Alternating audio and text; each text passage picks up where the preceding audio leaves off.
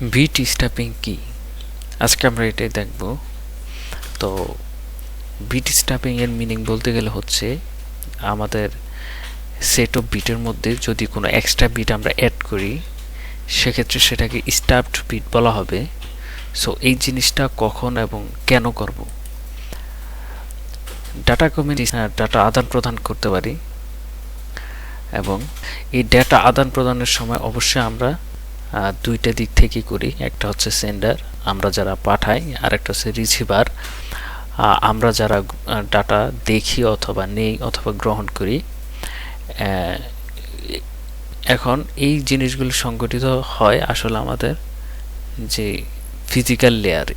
Data কমিউনিকেশনের যে OSI model আছে সেখানে আমাদের 7টা লেয়ার থাকে এবং ফিজিক্যাল এবং ডেটা লিঙ্ক লেয়ারে এই ঘটনাটা সংঘটিত হয়। তো এখন আমরা যখন সেন্ডার কোনো রিসিভারকে ডেটা পাঠাই, সে ডেটা হইতে পারে ইমেজ অথবা ভিডিও অথবা অডিও অথবা টেক্সট, যে কোনো কিছু।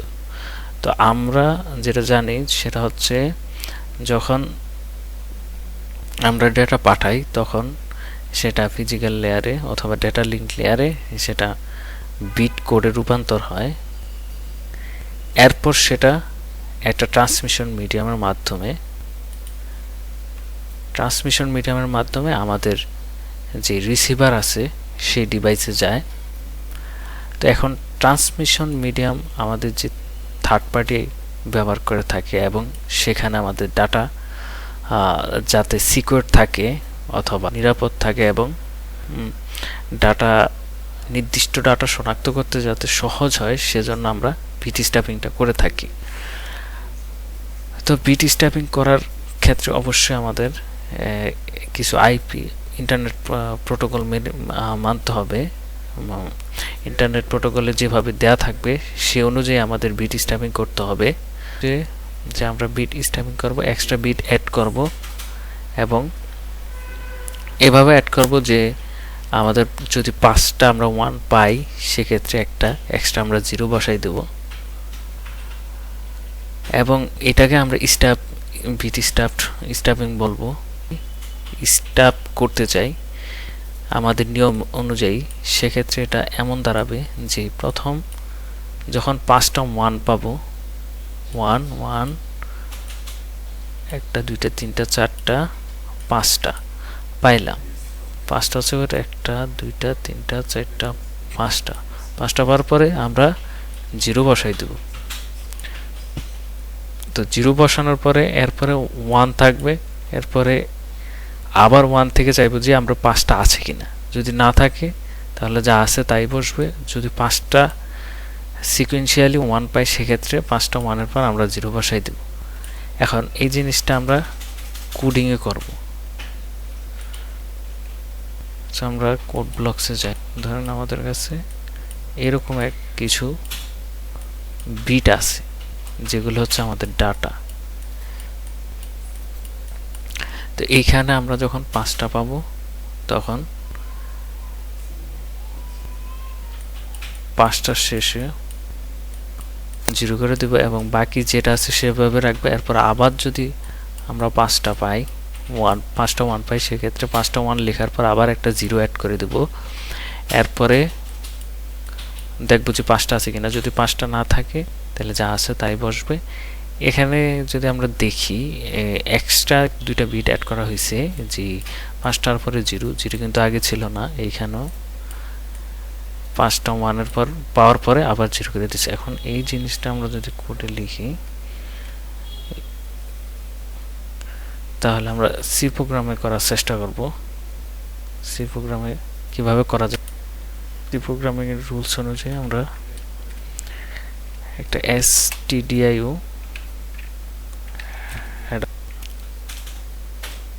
তো প্রথমে আমরা কত ইন্ডেক্স বিশিষ্ট, যেহেতু আমাদের যে প্রাথমিক যে বিটগুলো আছে সেগুলো রাখতে হবে। সো আমাদের একটি অ্যারে নিতে হবে এবং কত ইন্ডেক্স বিশিষ্ট অ্যারে নিব সেটা আমরা ইউজার থেকে ইনপুট আকারে নেব। সো সেজন্য আমরা ইন্টিজার টাইপের একটা n ভেরিয়েবল নেই। দেন হচ্ছে আমরা ইউজারকে বলে দিই যে, এবং অবশ্যই এটা আমরা স্ক্যানফ দিয়ে n ভেরিয়েবল নিয়ে রাখবো পার্সেন্টলি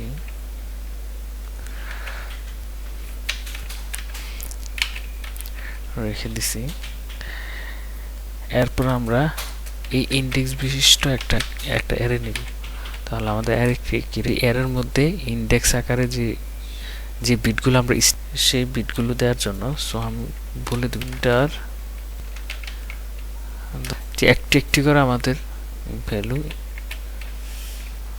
দিতে বলবো এবং সেটা আমরা কোথায় রাখবো, একটা অ্যারেতে রাখবো।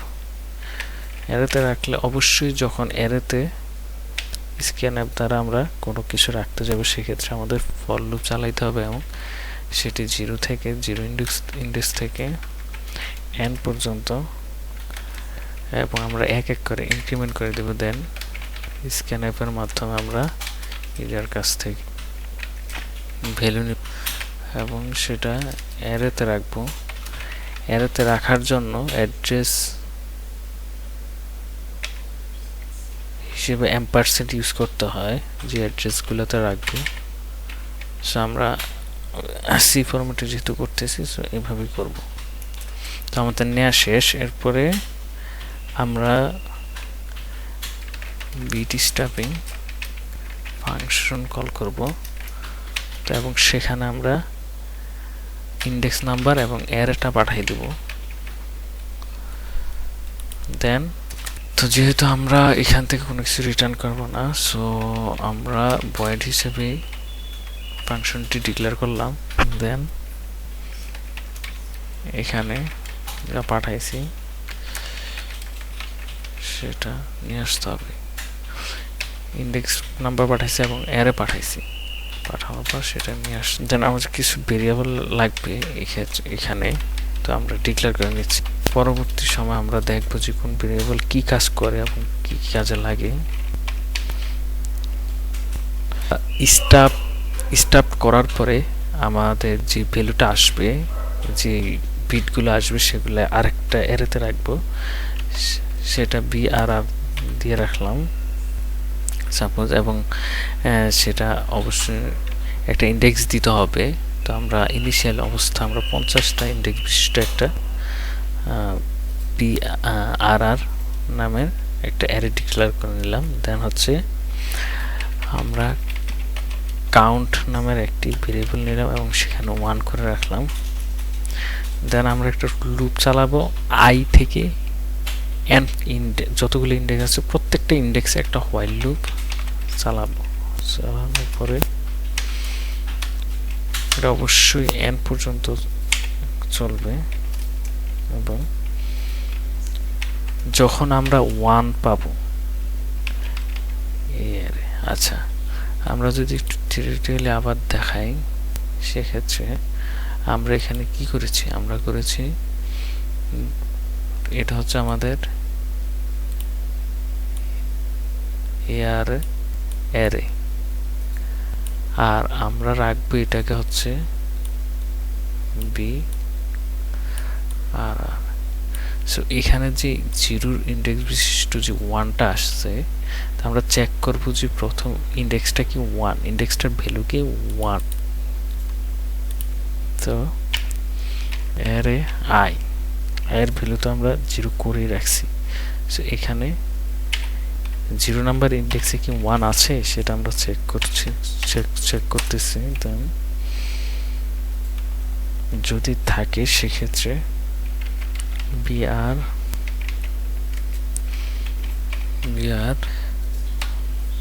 এর মধ্যে আইটা আমরা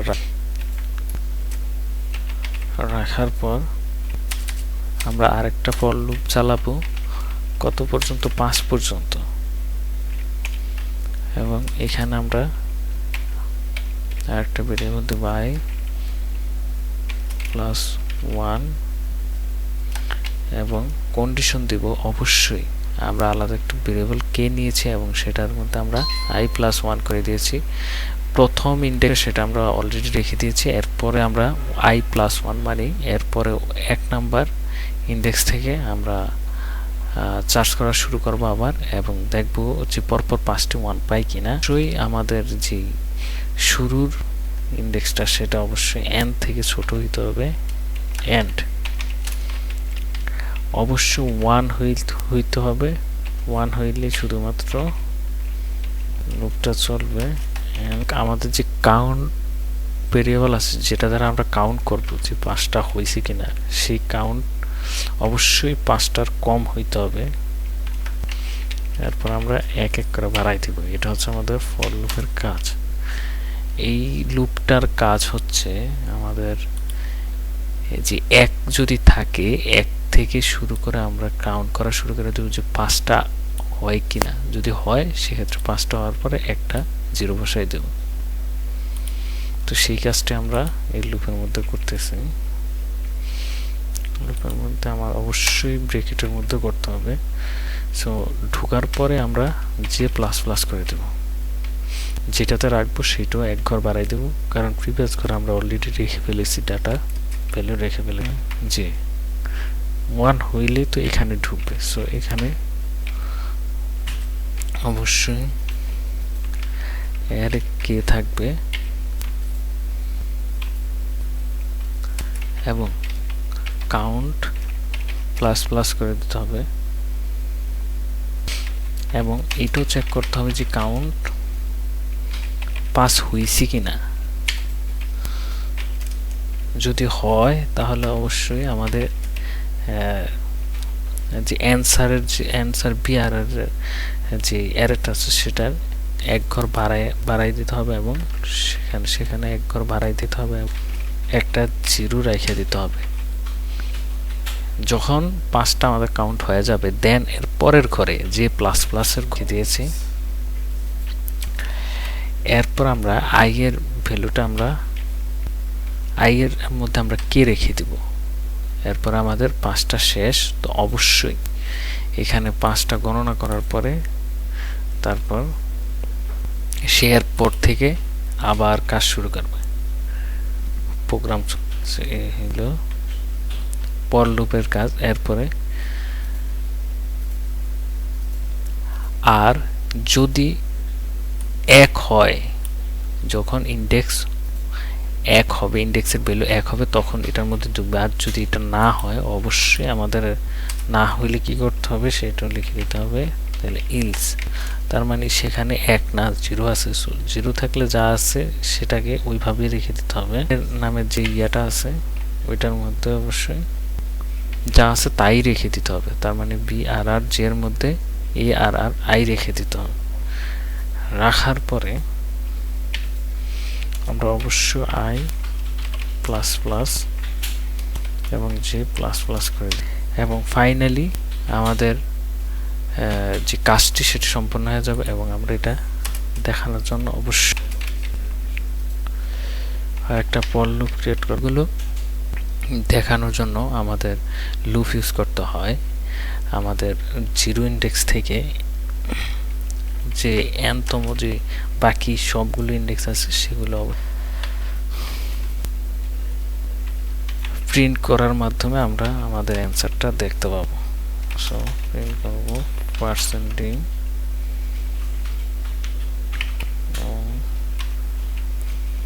আমাদের অ্যান্সারটা কোথায় থাকবে, অ্যান্সারটা আছে বিআর এর মধ্যে। তো বিআর এর মধ্যে অবশ্যই আমাদের এখানে যে পর্যন্ত, কারণ যে প্লাস প্লাস হয়ে একদম আমাদের যতগুলা অ্যান্সারের মধ্যে ইন্ডেক্স দরকার সবগুলো আছে, এবং লাস্ট ইন্ডেক্সে স্টোর করা আছে। এই কারণে আমরা যে পর্যন্তই আমরা ইন্ডেক্সটি 0 থেকে যে আগ পর্যন্ত আমরা রান করাচ্ছি।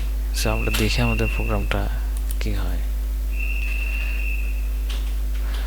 তো এখানে আমরা সাপোজ এন্টার দ্য ইন্ডেক্স, আমরা 5টা ইন্ডেক্স দিতে, কিন্তু এখানে দেখা যাচ্ছে কিছু একটা ঝামেলা হচ্ছে। কোথায় ভুল হচ্ছে আমরা দেখতেছি। এখানে আমরা ফরম্যাট স্পেসিফায়ারে ভুল করেছি। তো এটা ঠিক করার পরে আমরা যদি আবার দেখি 5 দিলাম এবং 1 বাই 1 দিতে বলছে। সো 1 2 3 4 5 দিলাম। এই যে আমরা এখানে দেখাচ্ছে 1 1 5টা 1 প্রিন্ট করার পরে একটা 0 প্রিন্ট করছে, তার মানে এটা স্টাফড হয়ে আছে, স্টাফিং কমপ্লিট হয়ে গেছে।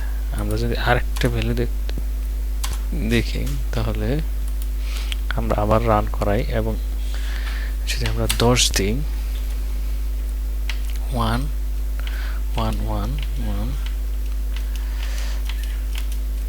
তো 10টা হয়েছে। এখন আমরা যদি দেখি 5টা 1 প্রিন্ট হওয়ার পর একটা 0 প্রিন্ট হয়েছে, আবার 5টা 1 পাইছে বাট 0 প্রিন্ট হয় না। এখানে আমাদের কাউন্টটা ঝামেলা করছে, আমরা কাউন্ট উপরে করব না, কাউন্টটা প্রত্যেক 5টা কাউন্ট করার পরে আবার রিসেট হইতে হবে। তো রিসেট হইতে গেলে আমাদের অবশ্যই এটা এইখানে দিতে হবে, এইখানে দিলে এটা রিসেট হয়ে যাবে। এবং আমরা আবার যদি রান করাই এবং এখানে 12টি দিলাম 1 1 1 11 12, অবশ্য 1/1 দিতে হবে। এই যে এখানে আমরা দেখতে পাচ্ছি যে আমাদের আউটপুটটি ঠিকঠাকভাবে এসেছে। এই যে এখানে 5টার পরে একটা এক্সট্রা 0 বিট স্টাফড হয়েছে আর এখানে 5টার পরে একটা 0 বিট স্টাফ হয়েছে। তো এতটুকুই বিট স্টাফিং এর